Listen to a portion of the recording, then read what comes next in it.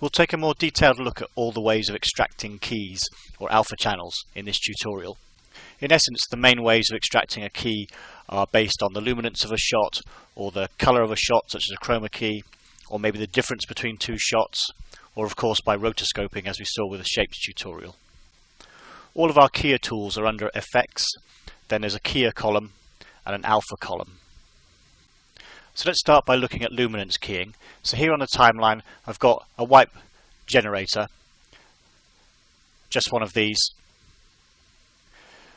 with its parameters set with a softness, just so we've given ourselves a grey scale to play with.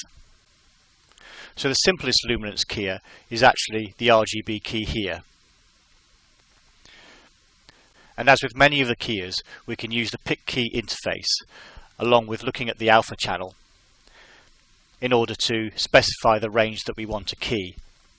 So for example, picking the transparent amount and picking the solid amount. By using these quick controls, we're effectively adjusting these markers that are specifying the upper and lower luminance ranges in this case in order to generate our alpha channel. And in turn these markers are just making alterations to the parameters here. And as with all parameters, these can be keyframed. The RGB key, as its name suggests, isn't necessarily just a luminance keyer. It's effectively keying around a specified colour, but its default is black, which is why on first use it behaves like a simple threshold luminance keyer. If these values expressed a colour, then the alpha channel would relate specifically to that colour. On our grayscale, if I just delete back to default settings and set the value of the RGB keyer to 50% grey, which I could either just type in here or I could use the set colour function here, we can see what's happening to our alpha channel. Now, rather than zeroing in on black, the keyer is zeroing in on the 50% band, and our markers then provide us with the width and tolerance to that target colour, or in this case target luminance. There are other keyers also. For example, the Luma key here allows you to say from a low, medium and high band what percentage of each of those bands contribute to the alpha channel. So in this case I'm only looking at the higher part of the range. As with all the effects, I'd recommend referring to the manual, which is very well laid out for looking up individual effects. All of the effects are laid out very simply and in the same manner. So for example, if I go to Effects, Mistika Effects, Keyer, and let's say blue screen for argument's sake, each effect is listed in the same layout, in that there's a description of what it does, a description of how many inputs from the timeline it's expecting. Then it goes through every single parameter, what they do and what the ranges are, and then it ends with some examples of what sort of effects you might be able to expect. So it's well worth having the manual as a PDF on your desktop. Let's look at some chroma keys and look at the tools that we've got to work with these. So here I've got a straightforward green screen. And in fact there are multiple ways of striking a key from a colour channel. So let's go through a few variations. You note particularly under keyer there's green screen and blue screen. They're both identical effects, they're just tuned in for either green or blue. Parameters are the same. If you want to key on any other colour, then there's colour key, although in fact I would use the colour corrector, because of course you can use, as we saw in the colour correction tutorials, we can use a vector to isolate a colour and then export an alpha channel using the pick key interface to refine it.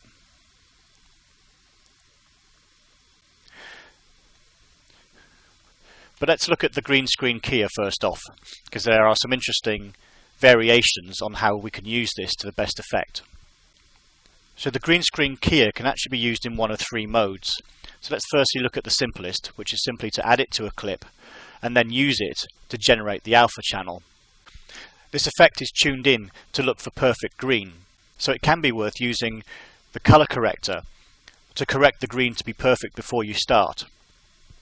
In which case I'd use the scopes to make sure that the green channel is the most different it can be from red and blue in order to get the best separation. So in this case, let's just use our pick transparent to start getting our keys together.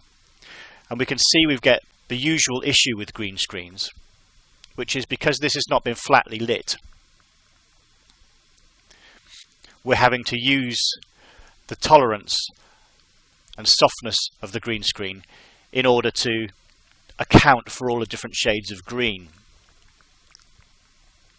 Now this always has a detrimental effect on the edge of the key, because if we were to look at this edge here, which has some interesting detail in terms of his whiskers and so on, then we can see that as we tighten up the key, we lose that detail. Ideally we want to be down here somewhere where we can see all this edge detail, but of course our problem is we're now encompassing all these shades. Now in practicality this shot isn't moving, so I'd probably set my key to be somewhere here and simply do a garbage map down there. But if the shot was moving, that would entail tracking and rotoscoping and all sorts.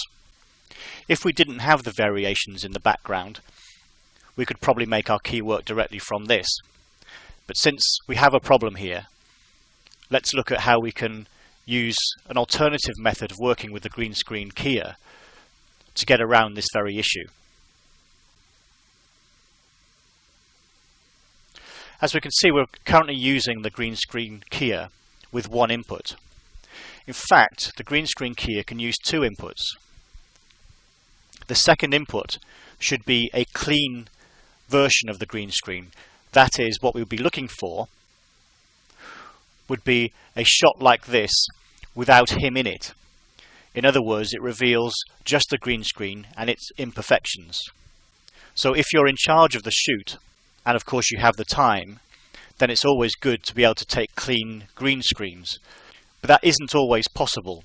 Perhaps the camera is handheld, or simply you don't have time or don't have control over the shoot to get those clean greens.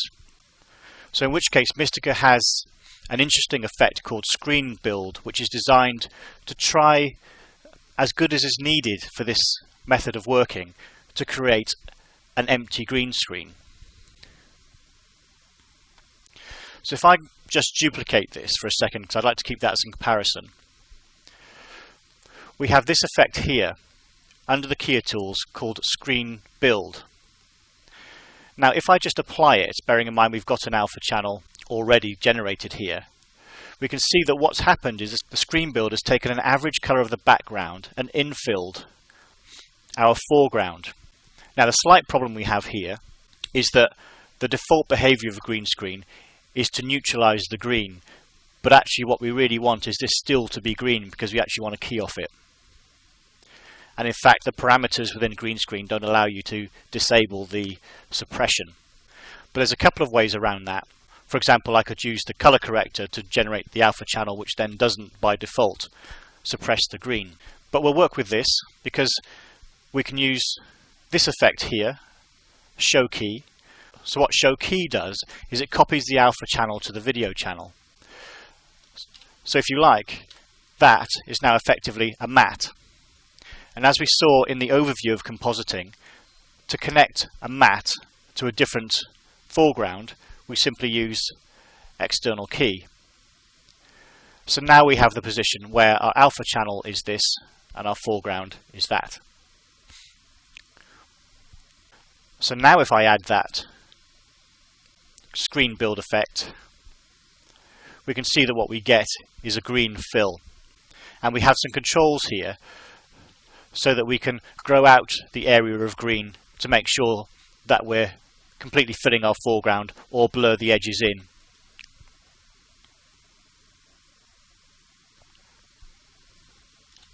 So I'm just going to group that down because effectively in my mind I don't need to worry about all those processes. All I need to know is that I've got a green plate. So now, going back to our green screen, if I just add on the green screen keyer using both of those inputs, we can see we get a very different response. We see without any parameters being adjusted, it's already taken account of the variations in that green. The reason being is that it's doing a difference between these two, and therefore, because this is consistent, this shade off between the two, it recognizes that that must be an imperfection in the green screen rather than something that we'd actually want to key, like a shadow, for example. And in fact, just for comparison, if I just align these vertically so that I can see them both in my tree here, and switch to the alpha channel, if we made this key as good as the other insofar as getting rid of the background, and look at the detail in this edge, so this is doing it straight and forcing the keyer to deal with the imperfections, and that's doing it using the difference key approach. So this just needs a little bit of refinement because there's a few holes going on in that background. But again, if we go into here, we can see a very big difference between the detail level that we're getting, because we're not forcing the keyer to abandon these shades because they fall into the same range as the imperfections in the green screen.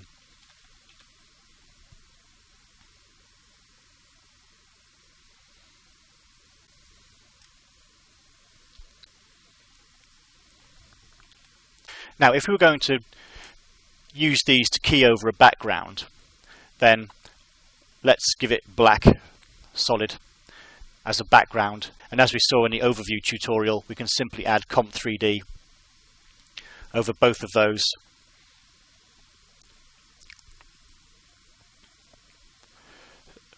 to give us a composite over black. But in fact, the third way of working with the green screen is that it also does the composite. At the moment, all it's doing is extracting the alpha channel. The alpha channel is then being presented to the Comp3D for compositing over a background. So in its third way of working,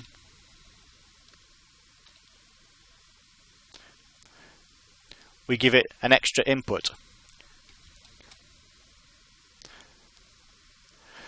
So now its first input is the background it's going to key over. The second input is the foreground green screen, and the third input is the clean green screen. Now this gives us a little benefit again, in that under the parameters down here there's a folder called transparency. It's similar to a luma key over a chroma key, and it allows us to deal with semi-transparent edges quite well. And in this case, it'll be the little hairs that will benefit. So by increasing the various parameters that are worth looking up in the manual, if you want to know what they all do, then I can change how the response will be to these semi-transparent edges, including biasing their color from one way to another around the green screen.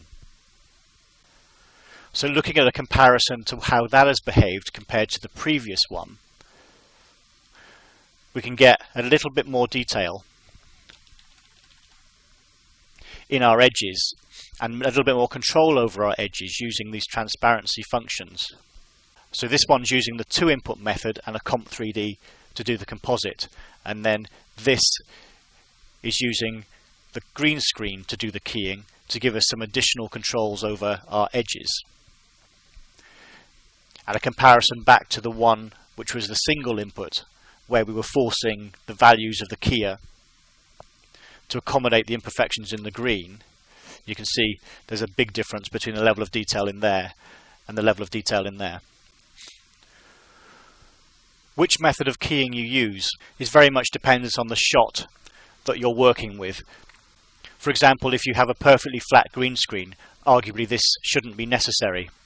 Or if your edges are more defined and don't really have any semi-transparencies, then it's unlikely you'll need this or possibly this, and you could just use the simple layout. We can also extract an alpha channel based on the differences between shots. So if you have a look at this shot here, you can see this is quite awkward in many respects. There's a lot of rubbish around the green screen. The green itself, well, it's probably more yellow than green. very lowly saturated. There's a fair amount of spill on here, meaning that there's not a great deal of difference in green. And of course, this is lit in such a way to generate this shadow, which is most likely required for the composite shot. So we could try and strike a green screen from here, but obviously it's going to fail on anything that isn't green or anything near green. We could go down the route of trying to fix the green screen in a color corrector. Remember, we've got a full DI capable color grading system that's entirely interactive with your composites, so there's no reason not to use it. So for example, you might try and go down a route like this, where I'm now selecting the areas that aren't particularly green and smoothing that off, and now I've got control over that area. So perhaps boost the saturation on that, change the tone of the green just to try and give myself a better area to key. Using the scopes is useful as well, in that obviously we have red, green and blue if we're looking at the RGB parade. So I could use this to ensure that the green is as far away from the blue and red as possible, either by saturating or by rotating the hue. It doesn't really matter what we're doing to the colours of this, because of course we can use this to extract a key, but use a different version of it as a foreground that we're actually going to key.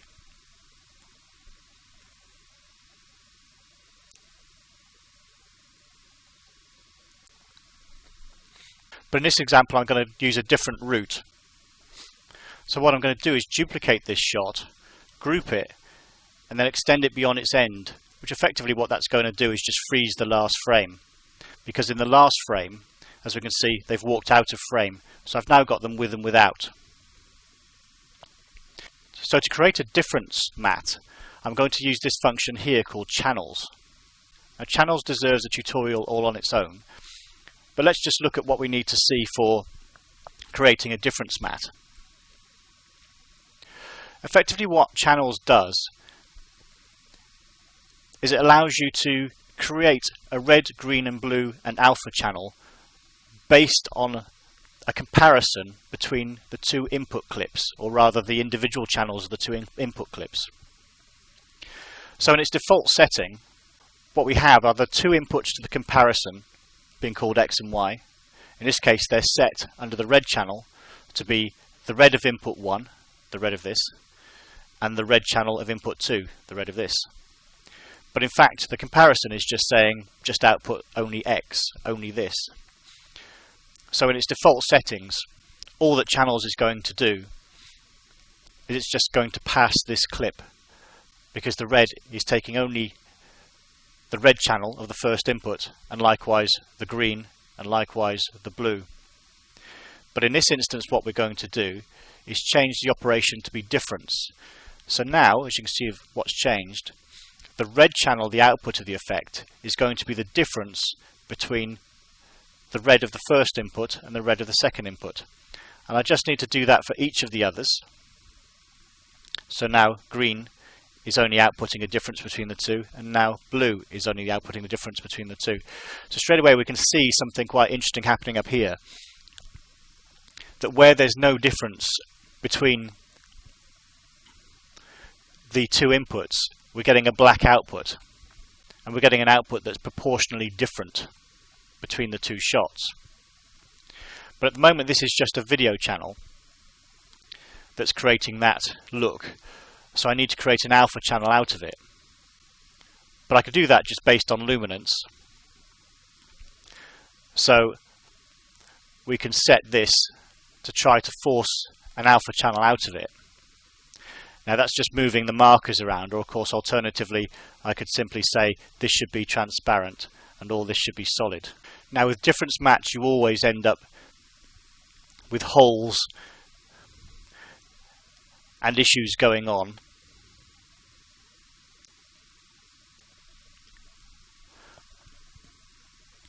Just where there isn't much difference between the foreground colour and the background colour, but it usually gives you a start.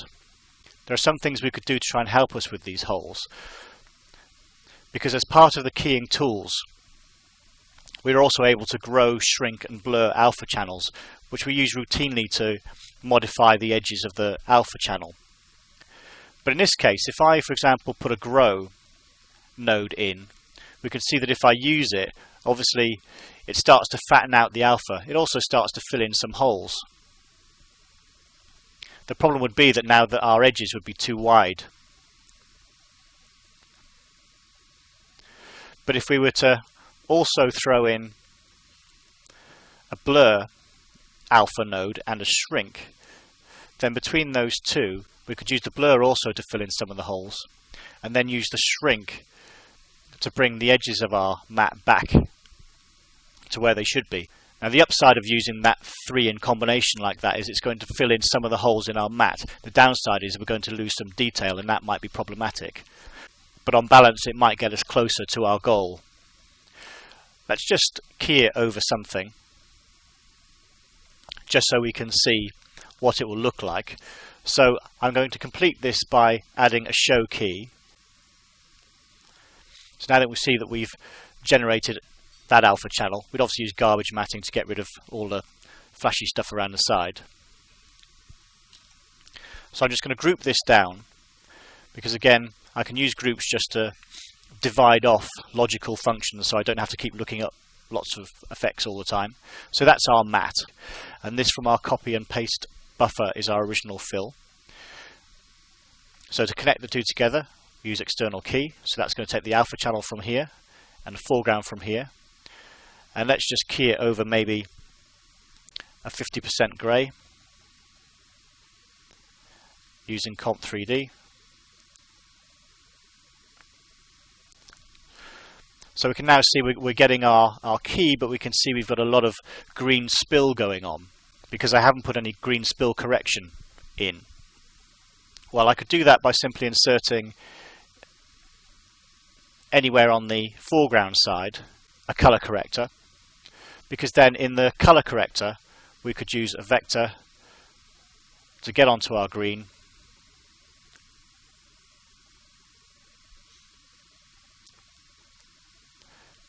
and desaturate it, whatever we need to do.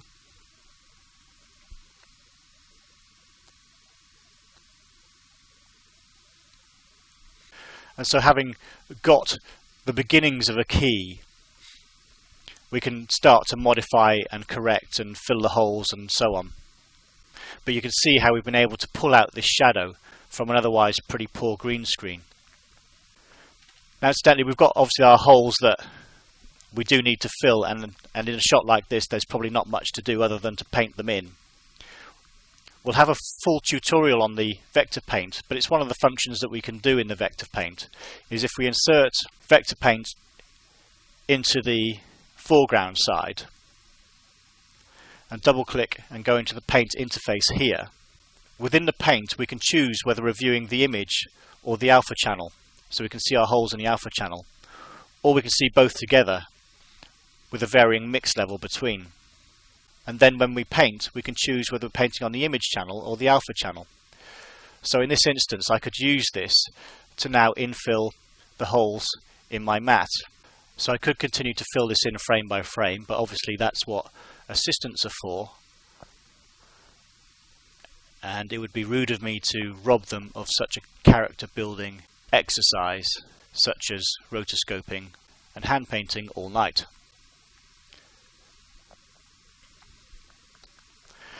But because we're working with vector paint within our stack, the modification to the mat is being made on the fly, which means that if I went back and decided that actually I did want to shrink the mat a little bit more to sort those edges out or blur it or whatever, the vector paint is still valid. It's not like I'm painting onto a pre-made mat. Apart from the grow, shrink and blur alpha, there are a few other alpha controls worth looking at. Alpha clear is fairly self-explanatory. If you pop that onto a clip, the alpha channel would be returned to full white. But let's look at a couple of other things.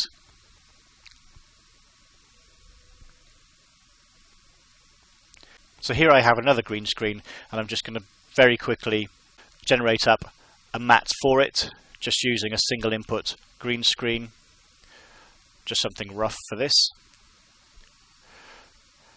And let's just composite that over a black background. There it is. One of the functions within Mistika is a nice little tool called Edge Build. What Edge Build does is it looks for the, if you like, the last pixel of the foreground, which would normally be anti-aliased against the background it's filmed against. In the case of a green screen, it'd be slightly green. It might be slightly light if the green screen is bright, and so on. So there's a tool called Edge Build, and you can find it in two places. You can either use it, if you're using the green screen keyer like this, it's actually built in. It's one of the functions that's there, actually along with shrink as well, as we were just playing with separately. Or alternatively, if you're not using the green screen, you can also find it here as an individual item that you can just drop into your stack. So that way the Edge Build can be used on any key, no matter how you've created it, whether you've drawn it even. So what it does is it acts on the last pixel of the foreground, the anti-aliased pixel, and it tries to mimic what would happen if that pixel were shot against the background that you're now keying it against. So rather than anti-aliasing against, say, green, in this case it would anti-alias against black. So as you can see, what it's doing when I switch it on and off to one pixel is it's correcting the very edge of the matte.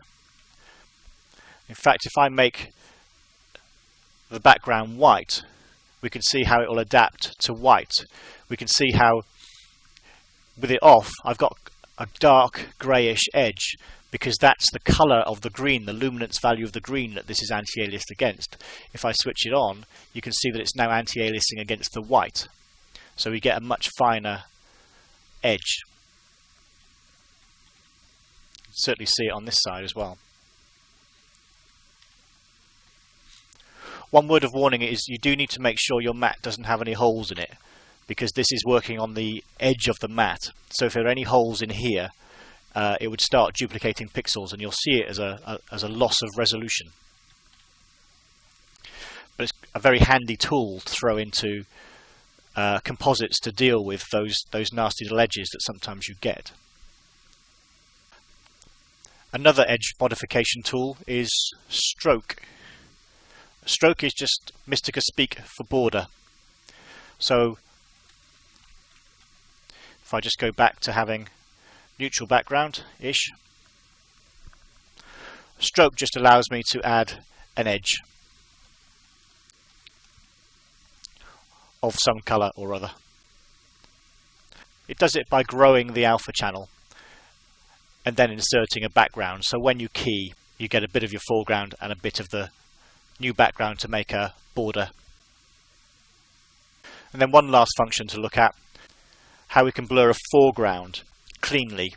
So let's take this image and let's just do a quick and easy single input key on this. We saw before it's not the optimal way of doing it, but for this demonstration it'll be fine. Now I'm just going to grab some sky for him to go over. Grab that length and set them to be the same, and composite them together. So, if we wanted to blur him, there's a risk that as we blur the green screen, his edge would get more and more green, because of course he's obviously shot against green. So as we blur the edge, his skin tone and the green are going to mix together. So Mistika has a particular type of blur for dealing with this, which is under the alpha tools. It's called foreground blur. Now what foreground blur will do is it'll handle the blur in a very particular way, so that doesn't happen. You can see I'm going very blurred here, and there's no sign of any contamination from whatever the original cutout was filmed against. Now how it's doing that, if we look at it on its own, it actually looks quite messy, because it's blowing out the foreground so that it's got something to blur into. So foreground blur is probably not something you'd want to use away from a composite, because it needs its alpha channel in order to correct the effect itself. But it's a very, very effective way of creating good quality blurs from foreground objects without bringing in the background that you've just cut them from. So that concludes the tutorial on how we're extracting keys using luminance and colour and difference. And in further tutorials we'll look at various things we can do with the shots once we've extracted masks for them.